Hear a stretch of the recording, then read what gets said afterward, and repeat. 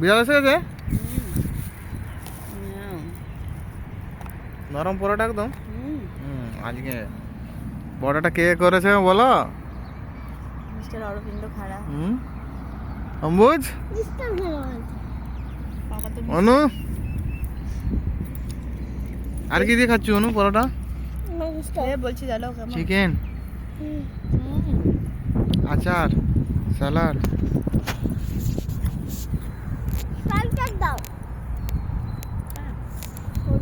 বিড়াল আয়, আয় পুষি, আয় খাবি? মাংস আনছি, চলে চলে আয়, দুবো। অম্বুজ,